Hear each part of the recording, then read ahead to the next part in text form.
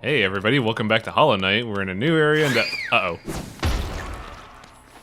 That guy didn't want to live long. Yeah, still kind of rusty after, you know, a month of not playing. But yeah, we're in a new area. And that definitely set the tone when you walk into excuse me, I still have a peppercorn stuck in my throat from before recording. This one's part 7, peppercorn problems. But yeah, this really sets the tone of the area when a kamikaze tries to kill you dead, but also new enemy to fight.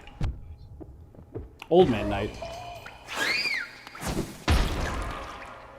I like how it makes its presence known at the very least. Yeah, it's definitely good game design when something that has a huge AoE kamikaze 2 damage attack does that. But also the music is setting in.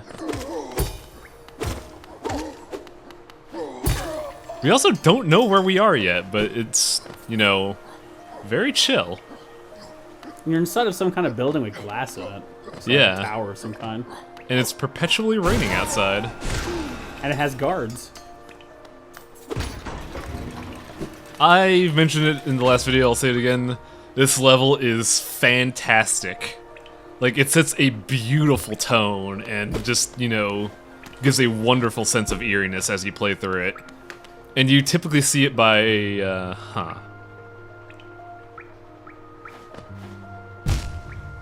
Sorry, I just wanted to demonstrate something really stupid. Who put spikes on top of elevators? Obviously it worked well. Yes. But yeah, this area sets the tone super well, especially when you meet a friend.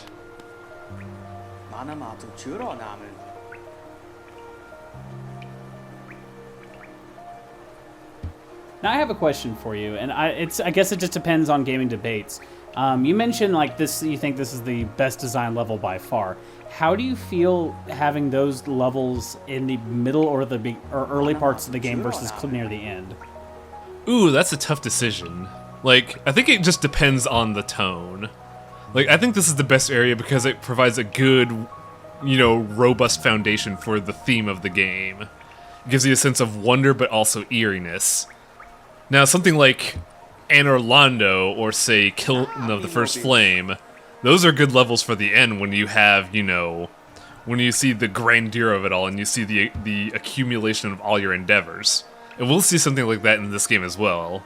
Nothing exactly like Anor Londo or Kiln, but definitely something that says, you've reached the end game, here's the grand spectacle. Well, because I know sometimes, I don't know why, developers do their own thing, but sometimes they do the last levels on the last part of development, so that's why, like, you'll see in some games, like, the quality of the last map doesn't hold a candle to the beginning parts. Yeah. So I'm like, well, I love it because it does show a sign of detail, but at the same time, it's like, oh man, this is amazing. Hope they can keep this up. Not as much, well, okay. Didn't the Uncharted series do something like that? Because I know they designed the set pieces before the rest of the game. Well, at least for them, a lot of them worked really well. Especially for, like, 2, for example, that you worked hard to get to the grand spectacle of the end. Yeah. It's definitely an odd thing to do. I think in situations like that, they have the ideas first, and then they're like, okay, we gotta work towards it. I got nothing. But yeah, I feel like in this area, I consider it the best just because it does a really good job at setting the tone of the game. Welcome to the City of Tears. I do like the music here, too. It's very down and somber. It is probably the most memorable area in the game for me just because of how it's presented. You enter a dreary, eerie city that starts off gloomy, but then the music sets in. And then you slowly start seeing the city and you're just like, oh god, this is beautiful. Was that a dead knight earlier? Just laying on the ground? I might have missed it because I can't say for sure. There's like someone left their nail behind. Mm-hmm. I hear the sound of forging. Yeah. I do like how this game kind of gives you previews of what to expect visually and audibly. I forgot what the map button was. I wanted to show off this. Our weapon looks like shit.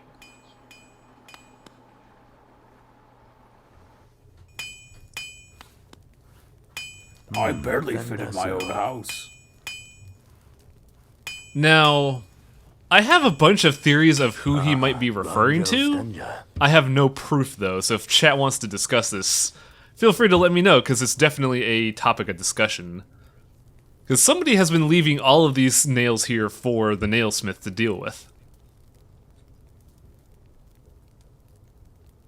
But yeah, say hello to Andre. He's even got the beard.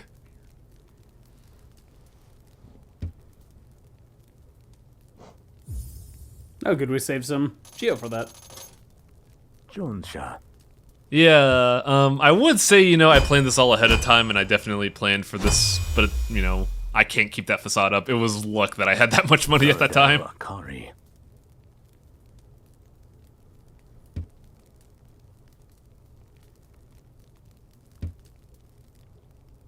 Now you're no longer shit tier. Yes, now you're just serviceable. But yeah, now we have a sharpened nail, restored to lethal form. So it's basically the same, it just does more damage. Mm-hmm. Like, your basic weapon just has a linear upgrade path.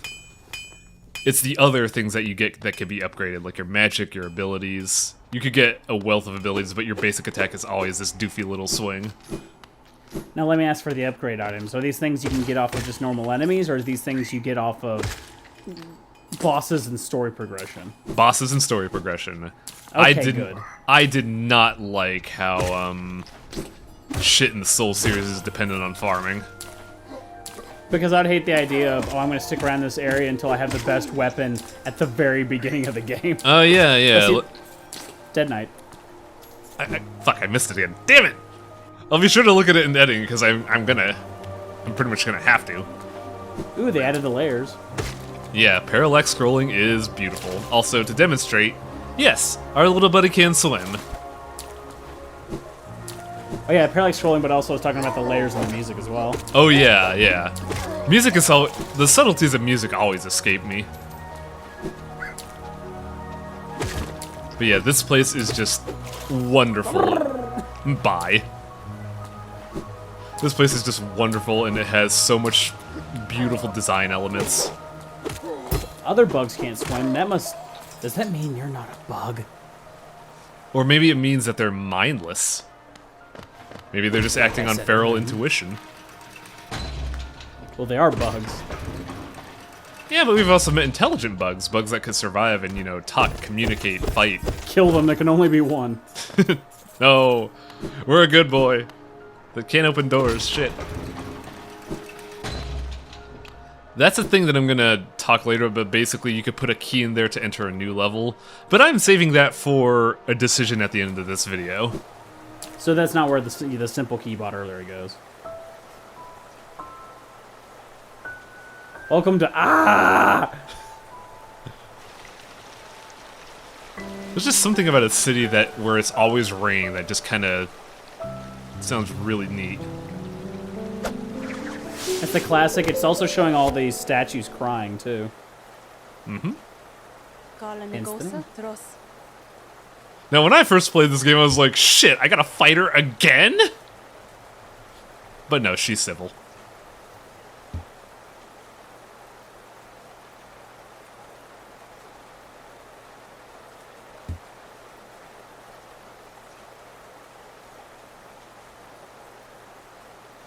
Hakana Sagamos.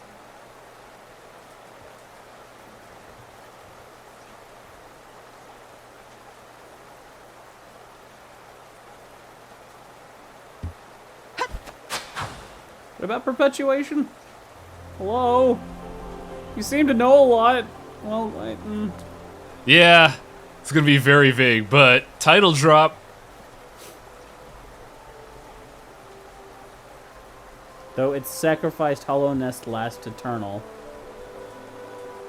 So, we have been told where the final level of the game is. It's right there.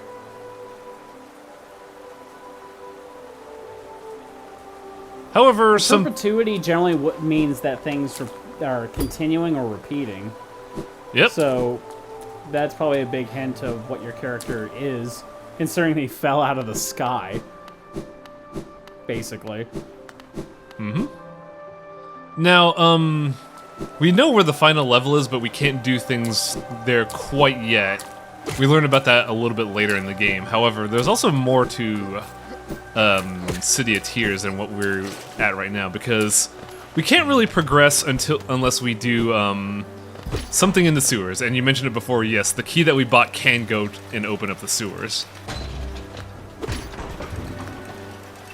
But there's also this upper path that we never saw. Oh, they can fly. Yeah, remember how you mentioned it would be neat to see bugs that have your abilities? Well, it's happening.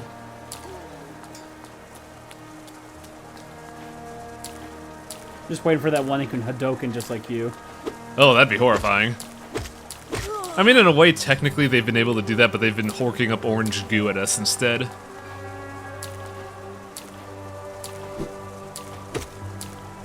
Up here is a huge jerk that I always have a hard time fighting.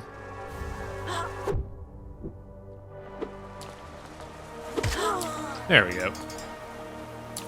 That's how also you know you're different than the other bugs, is that when you hit those bugs, they usually burst out in orange goo. When you get hit, you release like shadow juice. Good attention to detail, but also did you notice that when we fought the mantises, they didn't explode into black or orange. That's true. They only emitted white. Also, most of the characters you've also been meeting have had at least some form of light or coloration within your eyes. Yours have always been hollowed out. Did Hornet have light in her eyes? Specifically, I don't think so. I think she's the only other one I noticed, but most of them do have like a gleam there or something. Because I know Elderbug doesn't have it, but I know Cornifer and Iselda have that. But there's also this guy. That guy has pretty hollow eyes. Never mind. Your son, Gian.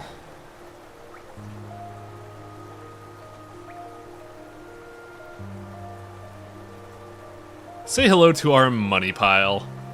This is a place where we go to sell archaeological items to get money.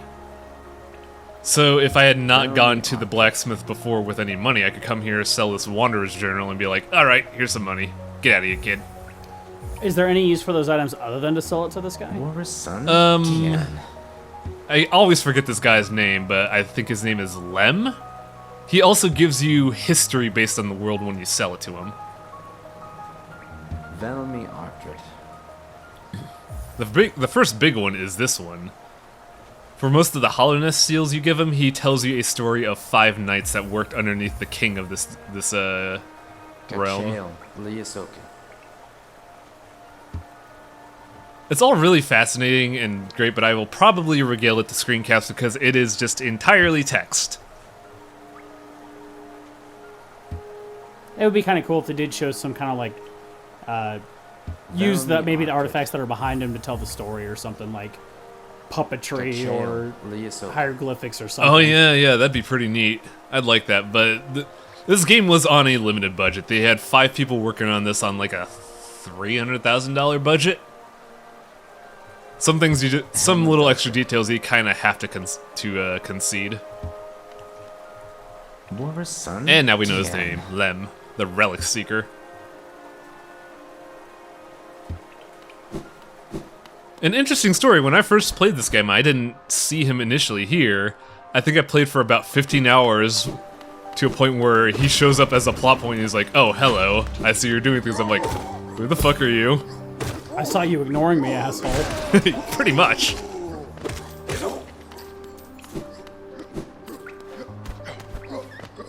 There's also a neat little detail in the back end that there's a lot of stuff piling up, namely paper documents and stone documents. It's some sort of reliquary of knowledge. Pretty much. Also, those lance guys, those are the worst. Because all they ever do is play keep away and throw spears at you. I didn't know he could do that! Oh! Cheater! I like how you just have these random, like, first-level enemies hanging out in these places, too. Yeah, it's interesting, right? It's almost like they're civilians to this old city. It's almost like you're just killing them. I mean, we are. It's almost like they probably just defending themselves against this monster. I don't know. Could you really consider this an adorable little bug or a monster? And it's pretty mindless. Plus, babies are monsters, and they're sometimes cute. Also, there's a very deceptive thing here in that there are 2 audio cues that have no visual feed. One are these jerks, and another is the caterpillars, and they have strikingly similar noises. That's actually, I like that. Maybe possible mimicry to be like, ooh, hello, and you get hit by 2 of them. Hello, I don't know what my menu button is. So we haven't gotten any of these before, but this is a, this is effectively your 1-up system. There is an NPC that you typically use that key there to unlock. And if you ever die and get into a place where you can't get your shit back, you give that NPC an egg, and he'll bring back your shit. I've never used it because I'm the kind of guy that says I'm gonna get this shit back by my own right. I don't give a damn about this game mechanic. But you have it, so why not? Because I am a stubborn fool. Are there any other purposes for the eggs? Can they be sold or anything? Nope. No one Then wants why to. the hell don't you just use it? Because I'm a stubborn asshole. Well, learn your lesson. I probably should demonstrate that for the sake of the LP and for the fact that I've never done it myself, so I don't know what it looks like. You're gonna find out it like powers you up double, and you're just like, I'm a fool. Probably. But yeah, all of that was basically to unlock the loop around so you could get the LEMM easier. But also we kind of want to go up to demonstrate another path. So I thought this was the thing, but no, if you go past that hallway it leads to like about, I want to say, half a screen and then a dead end. The one I was actually thinking of we'll see soon. I hear caterpillar. I guess the difference is at least the caterpillar sounds like they're kind of sobbing, versus the other ones are just like, yeah! Pretty much. What are you digging to? I tell myself that through a lot of video games. Like, there's this video. Oh, yeah, this is the other part where I'm talking about, which is very ominous. I was like, mama, and it digs underground and goes, wah! But yeah, there's a recent game in early access called Dead Cells, which is another game that is trying pretty hard to emulate Dark Souls. But in that game, there is a burrowing enemy that appears in places that it should not appear. The most distinct thing is a wood bridge. I hear some map making. Hey, buddy.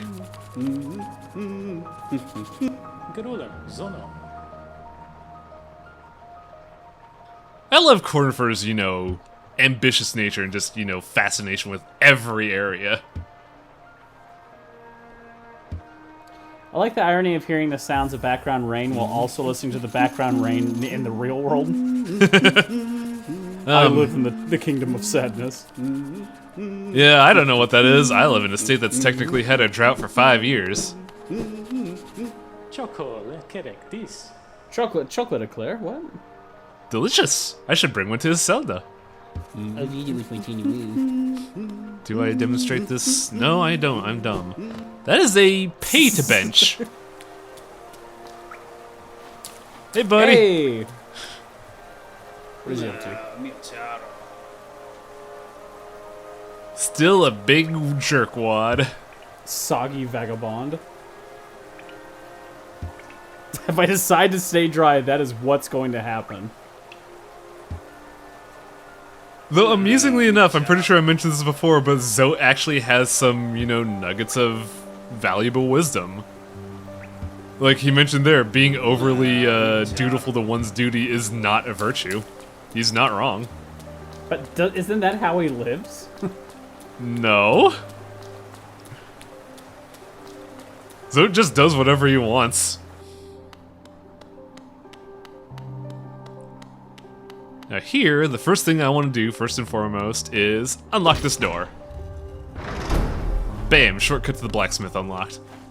Mission done. Game over. Yes, I don't have to do anything else, but I'm still gonna murder these bugs. Get back here. This area kinda sucks, mainly because with all the times I've played this game, this is a screen that you often backtrack through. And those dudes that are just flying around everywhere tend to run interference a lot. And of course, because it's those old school Castlevania games, they come back every single time. Yep. So beating them is pointless. I have no reason to murder all these people, but I do it Murder anyways. them all. Kill them all, Peter. It's kind of a weird mindset I have. I always think whenever I play these games where they have infinitely respawning enemies, I think the first time I do this, I'm gonna kill them all because I have to learn the area. Then at about the 20th lap, I'm just like, ah, oh, fuck it, I'm out of here. It's easier just to move past them. Screw it. I do like the clashing of the blades. Yeah, it's a nice little detail, but also I didn't need to buy that key last episode.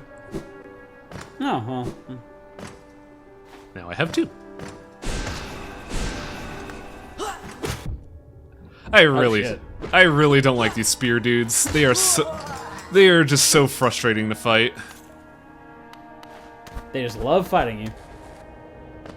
It is interesting that all these characters tend to attack you on sight.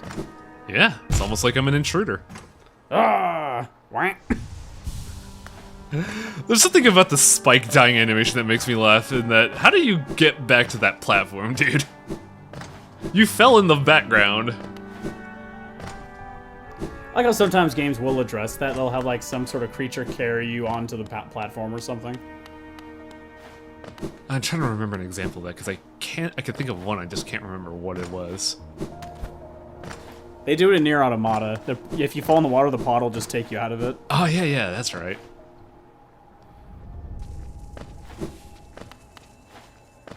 And now the music stops. Unfortunate. If we go back, the music will come back, but out here, there's no sweet, chill music and rainfall. But there's more journals to sell. Oh, yeah. Captain Logs. Stardate. 2052 BC.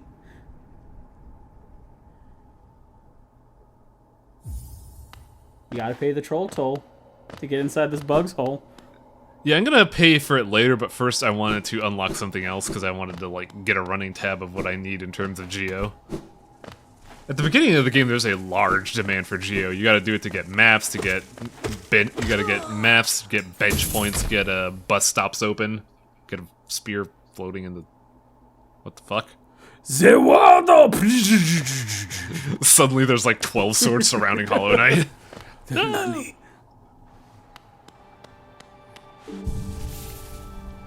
I do like how all the bus stops actively look like bus stops, you know? You have ads hanging around and shit.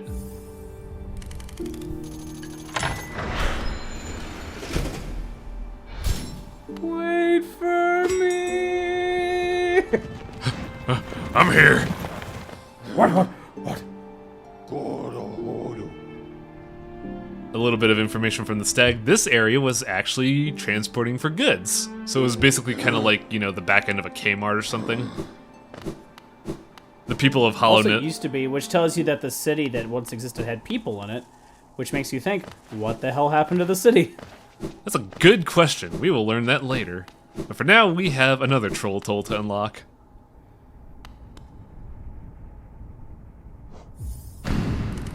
You just paid the troll toll.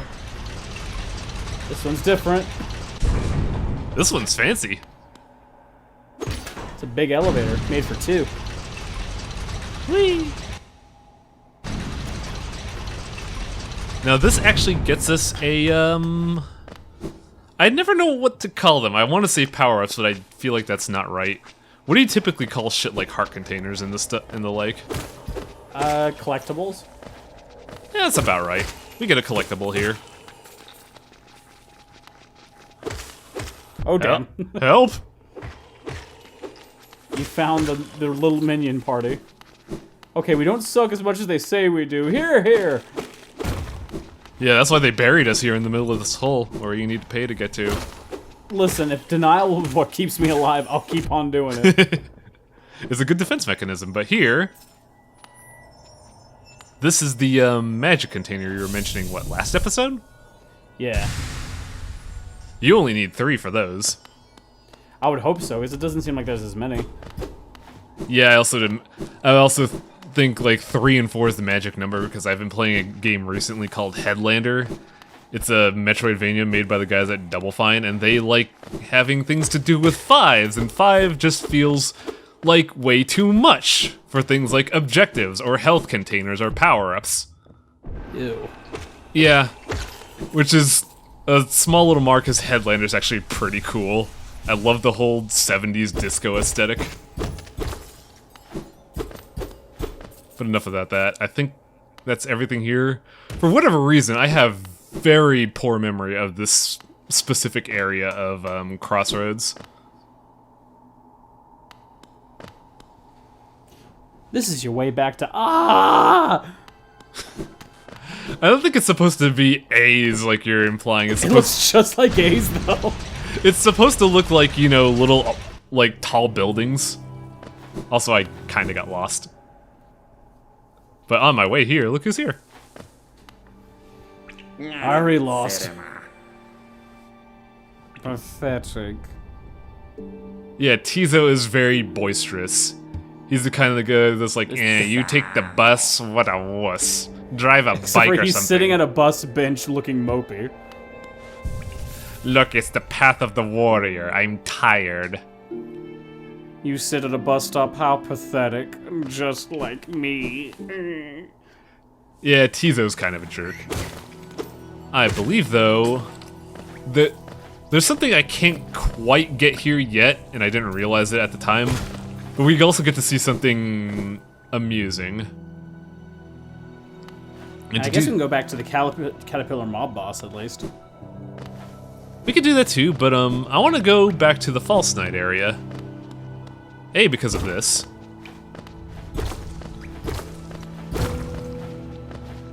Now, I was hoping to get something here, but I don't have the right permission to enter through a you hallway of certainly do not. spikes. I was sitting there like, damn it, I really wanted to show that off. Eventually you'll just have to get your superpowers. Yeah. But there is one other thing that I could show off. It's not intended to be seen now, but I still think it's the funniest thing. Probably because I'm a sadist. Ah, memories. Climb into the armor and become the False Knight. I don't got the limbs to operate that, I'm just a tiny bug. Neither did the other dude. That's a good question, how did he operate that? Little levers. This is how I sound before I go to work. Yeah.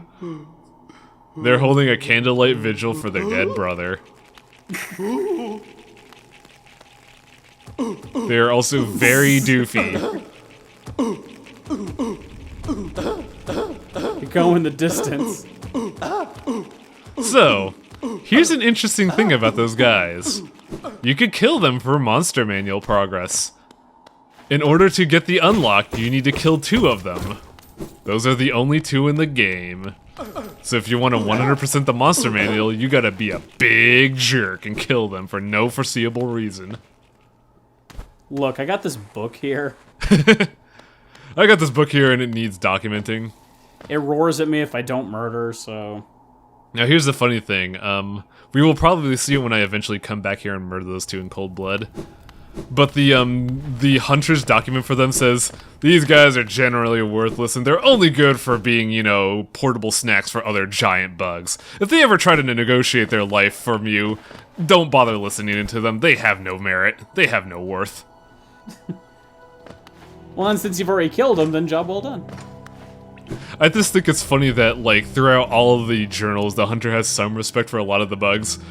For those guys specifically, he's like, yeah, they're just snacks. I don't give a shit about them. They don't have armors. What losers. Now, here's a weird area that I feel like was meant to be at the beginning of the game, but they either design crept up on them or they had to relocate it elsewhere, and you'll see what I mean in a little bit. But to get here, technically you need the mantis hook, but you could also just sword off the spikes.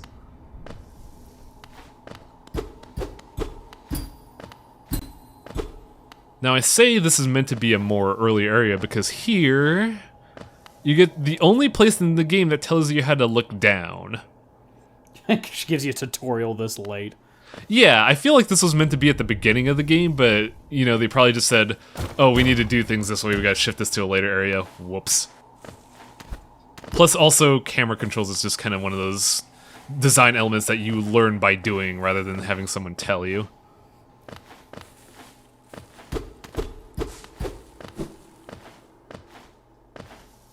There is one big thing I want to do here, but also the side path has a little bit of extra cash.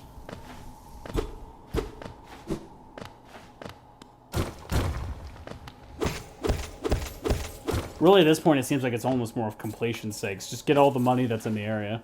Yeah. Just kind of, you know, a meticulous compulsion. But, this is actually a side boss area. I see mouths everywhere. Here's a big one. Including Malik! So here's a boss that, is insanely trivialized by the fact that we beat the Mantis Queens. Cause, we have stupid range and can outrange his little clawpoke. Like, if we didn't have that, that's just sad.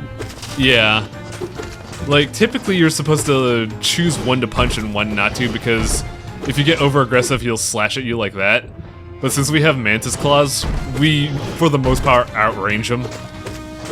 So this guy's just a joke. Later, dude. You should have fought me earlier, I was a tutorial boss! It does kind of seem like that, doesn't it? But for beating him, we get a heart container. I mean, mass Nice. container. Mass fragment? Ugh.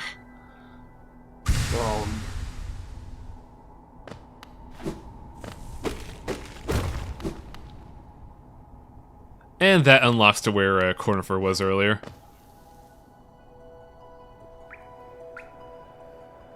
Do bosses get added to the bestiary? Because obviously you can't kill like 3 of them. Yeah, bosses get the full documentation once you beat them. Though interestingly enough, I love in Castlevania-esque games, like when you go through old areas, they just become jokes. yeah, like here, because I kind of want to show off something before we go talk to the mob boss. There are light geysers up there. Ooh, I like that hint. It's a very good hint, honestly. It's one of those things that I didn't get until like the end game. But alongside that, it's our little circle tree here.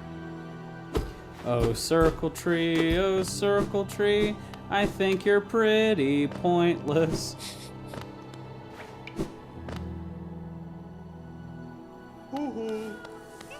Yo, where's Big Vinny? I got You it. could go. Just don't tell the cops I'm there, okay? He also You gives little us a tip unique extra. treat this time. Money makes the world go round, know what I'm saying? We get the grub song. If I'm remembering this right, that badge gives you focus on getting hit. Really? Mm-hmm. So basically, I want to make this game harder? No. Well, kind of. It's basically a contingency of... If you get hit, you'll get enough focus that if you manage to punch back, you'll have enough focus to get a heal in, or get enough focus for a heal. But also, Mantis Hook gets you this thing. More story. Are there only 5 of those to make the 5 nights? I think so, actually. Which means you already found most of them. Also, she has a painting of us now. She's sleeping next to it too. And she has a, looks like a stuffed animal you too. Yeah, that's the first thing you notice. Oh, damn it, I want to see her diary just being like, I hate this fucker.